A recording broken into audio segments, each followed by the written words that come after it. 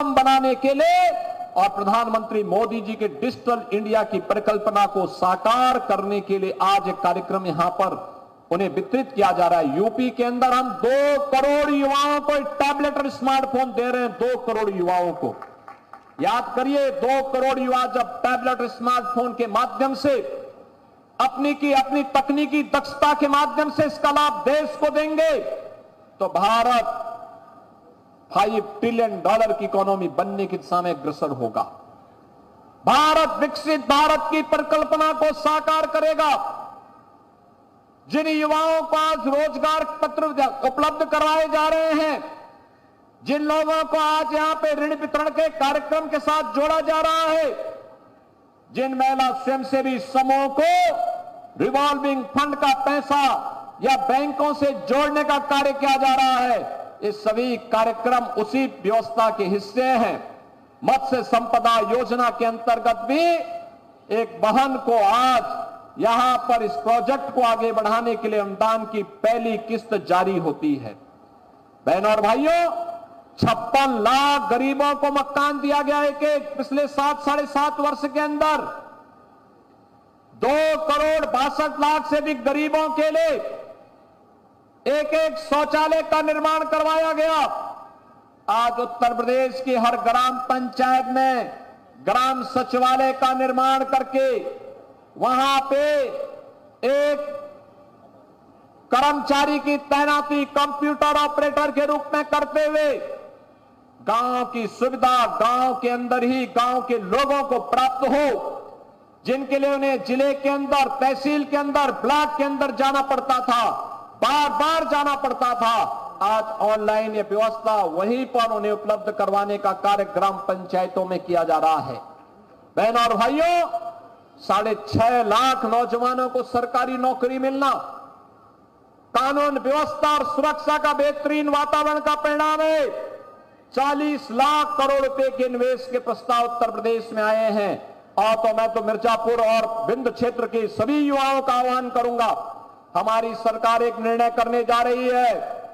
जो भी युवा स्वयं का स्टार्टअप स्थापित करना चाहता, अपना बिजनेस स्थापित करना चाहता है, वो अपना अभी से नामांकन प्रारंभ कराएं।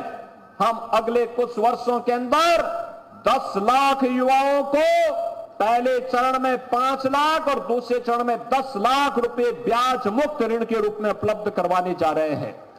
ब्याज की जो भी धनराशि होगी वह राशि सरकार देगी। वह अपना मूलधन अपने व्यवसाय के साथ जोड़े और उसके माध्यम से अपने व्यवसाय को तेजी के साथ आगे बढ़ाने का कार्य करें। बहनों और भाइयों, ये नए भारत का नया उत्तर प्रदेश है। नए भारत के नए उत्तर प्रदेश में सुरक्षा भी है तो सम्मान भी है।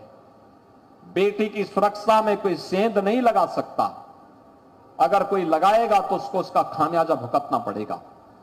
व्यापारी की सुरक्षा में कोई सेंध नहीं लगा सकता, किसान की जमीन पर कोई कब्जा नहीं कर सकता,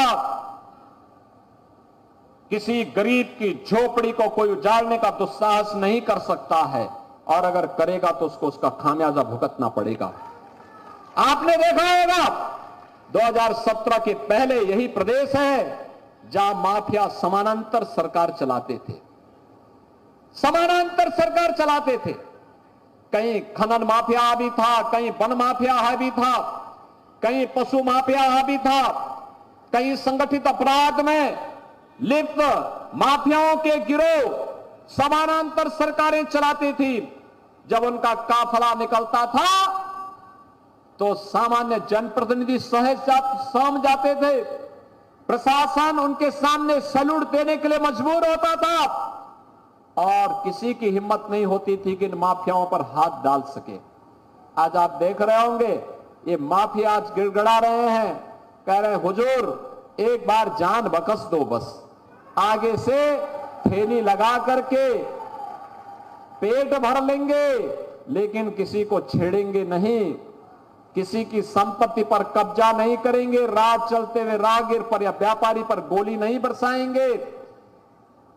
बहनों और भाइयों, जब सुरक्षा का ऐसा वातावरण होगा तो मां विंध्यवासिनी की कृपा तो बरसेगी ही बरसेगी। मां विंध्यवासिनी की कृपा तो बरसेगी ही बरसेगी, और मां विंध्यवासिनी की कृपा से आज क्षेत्र आगे बढ़ रहा है। आज हमने यहां पे उन युवाओं को भी सम्मानित किया है जिन युवाओं ने यहां के कारपेट को वैश्विक स्तर पर स्थापित करने में अपना योगदान जो लोग दे रहे हैं, वैश्विक स्तर पर ले जाने का कार्य कर रहे हैं। अभी कुछ दिनों में भदोई के एक्सपो मार्ट में भी एक एग्जीबिशन लगने जा रही है। बेहतरीन रूप से दुनिया के अंदर इस क्षेत्र में क्या कुछ हुआ है, और हमारे हस्तशिल्पी और कारीगरों को भी अपने अपने प्रोडक्ट को, अपने अपने कारपेट को डिस्प्ले करने और नए ऑर्डर प्लेस करने के एक नया अवसर प्राप्त होगा। अभी परसों 25 सितंबर को, 25 सितंबर से लेकर के 29 सितंबर तक इंटरनेशनल ट्रेड शो का आयोजन हम ग्रेटर नोएडा में करने जा रहे हैं। बहन और भाइयों, उसमें मिर्जापुर भदोई की कारपेट को भी हम लोगों ने वहां स्थान दिया है। यहां के प्रोडक्ट को भी वहां पे हम एक बार दुनिया के सामने शोकेस करने का अवसर उपलब्ध करवाएंगे। यहां का हस्तशिल्पी भी सम्मानित होगा, उसे भी आगे बढ़ने का अवसर प्राप्त होगा, और यहां का प्रोडक्ट अगर एक्सपोर्ट होता है तो मान करके चलिए कई गुना मुनाफा वह कमाने के लिए आगे बढ़ेगा। पैसा आएगा, उस पूंजी को यहां लगाएगा तो विकास तो मिर्जापुर का ही होगा, भदोई का ही होगा, सोनभद्र का ही होगा। और इसीलिए आज हम सब आपके पास आए हैं। जो लोग जाति का नंगा खेल खेलते हैं, समाज को आपस में लड़ाने का कार्य करते हैं, ये वही लोग हैं जो माफिया और बड़े बड़े अपराधियों, दुर्दांत अपराधियों के सामने पहले गिड़गड़ाते थे, नाक रगड़ते थे, दंगाइयों के सामने नाक रगड़ने का काम करते थे। आज जब प्रदेश विकास की एक नई धारा के साथ आगे बढ़ रहा है, एक नई पहचान के साथ आगे बढ़ रहा है, तो नहीं विकास अच्छा कैसे लग सकता है। वो बैरियर बन करके फिर से खड़ा होना चाहते हैं। वे आपके वर्तमान को तो खराब करना ही चाहते हैं, आने वाली पीढ़ी के भविष्य के साथ भी खिलवाड़ कर रहे हैं। और मेरी आप सबसे अपील होगी, याद रखना, वर्तमान को तो ठीक करना ही करना है, आने वाली पीढ़ी के भविष्य को मजबूत बनाने के लिए एक ऐसी सुदृढ़ नींव का निर्माण करिए, कोई माफिया फिर से आपकी व्यवस्था में हावी न होने पाए, उसको फिर से सिर उठाने का अवसर न मिलने पाए। और इसके लिए मैं आप सबका आह्वान करूंगा, विकास की इस धारा के साथ जो प्रधानमंत्री मोदी जी ने सबका साथ और सबके विकास का नारा दिया है, उस अभियान को हमें गांव गांव तक, घर घर तक पहुंचाने का काम करना है।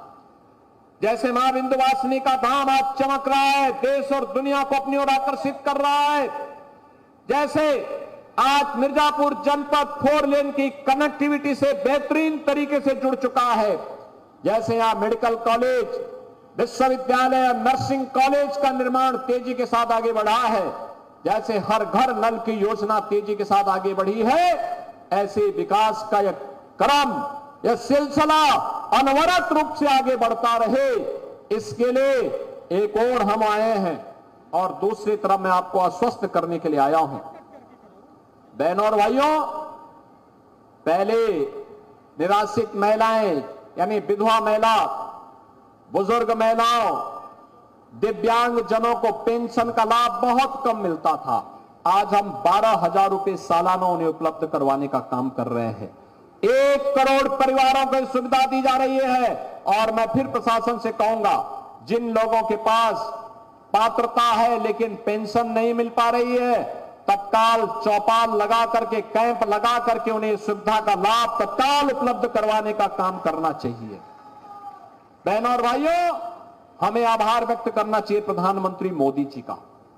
अभी उन्होंने यूनियन कैबिनेट से, केंद्रीय कैबिनेट से एक प्रस्ताव पारित किया है, 70 वर्ष के ऊपर के हरेक व्यक्ति को, 70 वर्ष के ऊपर के हरेक व्यक्ति को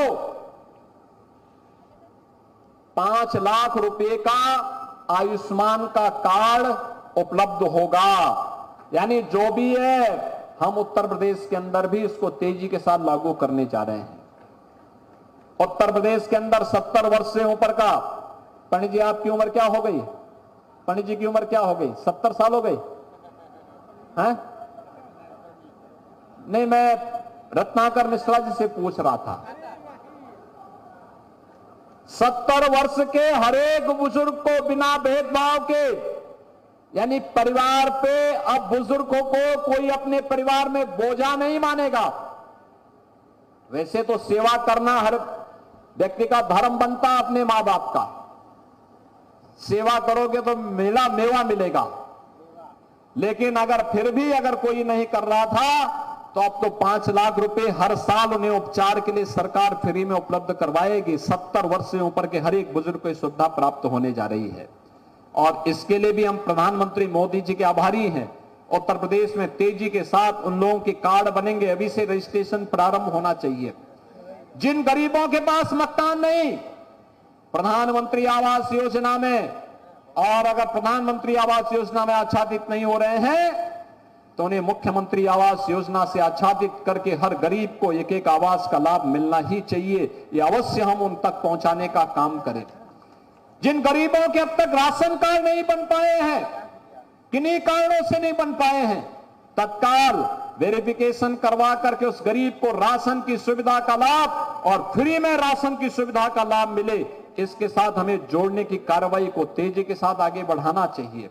शासन की योजना बिना भेदभाव के हर गरीब को मिले, हर नौजवान को मिले, हर किसान को मिले, हर नौजवान के हाथ को कार्य हो, हर किसान के खेत को पानी की सुविधा हो और हर बेटी सुरक्षित महसूस करे, हर व्यापारी सम्मान के साथ सिर उठा करके अपने व्यवसाय को आगे बढ़ा सके। इस विश्वास के साथ हमें आगे बढ़ना है। बिना भेदभाव के शासन की योजना का लाभ हर एक गांव तक, हर नौजवान तक, हर गरीब तक, हर पिछड़े तक, हर किसान तक, हर मजदूर तक पहुंचाने का कार्य करना है और इसी के लिए सरकार पूरी प्रतिबद्धता के साथ कार्य कर रही है। ये 765 करोड़ रुपए की परियोजनाएं आज इस सौगात के रूप में आपको उपलब्ध करवाई जा रही हैं। आज के इस अवसर और बहनों और भाइयों में आप सबसे एक ही बात कहना चाहूंगा, याद करना, आज जिस नए उत्तर प्रदेश में हम हैं, एक तरफ काशी विश्वनाथ धाम को आप देख रहे होंगे, क्या जगमगा रहा है काशी। प्रयागराज कुंभ 2019 में आपने देखा होगा और अभी प्रयागराज कुंभ 2025 में भी आने जा रहा है। भव्य और दिव्य कुंभ के दर्शन आप सबको करने का अवसर प्राप्त होगा। मिर्जापुर तो दोनों ओर से लाभान्वित होगा। यहां पे काशी में लोग श्रद्धालु आएंगे तो भी मां विंध्यवासिनी के धाम में आएंगे, कुंभ में आएंगे तो भी मां विंध्यवासिनी के धाम में आएंगे। तो मिर्जापुर के तो दोनों हाथों में लड्डू है, चाहे यहां का चाहे वहां का। तो यहां पर हमें इसके लिए अपने आप को तैयार होना है। एक और याद रखना, अयोध्या धाम भी आज जगमगा रहा है। 5 सदी का इंतजार अयोध्या का समाप्त हुआ है। अयोध्या में आप देख रहे होंगे 5 सदी का इंतजार समाप्त। भगवान राम लला का भव्य मंदिर का निर्माण हो चुका है। बहनों और भाइयों, एक प्रश्न मैं केवल आपसे पूछूंगा यही, आखिर अयोध्या में 500 वर्षों तक क्यों हमें इंतजार करना पड़ा था? क्यों ऐसी स्थिति पैदा हुई थी? क्यों प्रभु राम लला के भव्य मंदिर को तोड़ करके आक्रांताओं ने एक गुलामी का ढांचा खड़ा कर दिया था? कारण एक ही है और निवारण भी एक ही है। बंटे थे इसलिए कटे थे। और मैं फिर आपसे कहूंगा, बंटिए मत, एकजुट होकर के विकास और सुरक्षा के इस माहौल में आगे बढ़िए। ये डबल इंजन की सरकार आपके सुख दुख में हमेशा आपके साथ खड़ी होकर के आपके वर्तमान को भी सुधारेगी और भविष्य को भी उज्जवल बनाने के लिए पूरी प्रतिबद्धता के साथ कार्य करेगी। 765 करोड़ रुपए की इन परियोजनाओं के लोकार्पण और शिलान्यास के अवसर पर आप सबको एक बार फिर से हृदय से बधाई, अपनी शुभकामनाएं, जनप्रतिनिधियों को हृदय से धन्यवाद और विश्वास के साथ कि आपका आशीर्वाद हमारे इन सभी माननीय जनप्रतिनिधियों के ऊपर निरंतर बना रहेगा। इस विश्वास के साथ आप सबके प्रति मैं अपनी शुभकामनाएं देता हूं। अभी ये पितृपक्ष चल रहा है, पितरों को तर्पण देने का एक अवसर है, कृतज्ञता ज्ञापित करने का अवसर है। और 3 अक्टूबर से मां विंध्यवासिनी के धाम में हर सनातन धर्मावलंबी मत्था टेकने के लिए आएगा। शारदीय नवरात्रि का शुभारंभ होने जा रहा है। 12 अक्टूबर को विजयादशमी का अवसर भी आएगा। मैं आप सबको शारदीय नवरात्रि और विजयादशमी की अग्रिम मंगल में शुभकामनाएं देता हूं। धन्यवाद। जय हिंद। जय जय श्री राम। जय जय श्री राम। बहुत बहुत धन्यवाद। आपने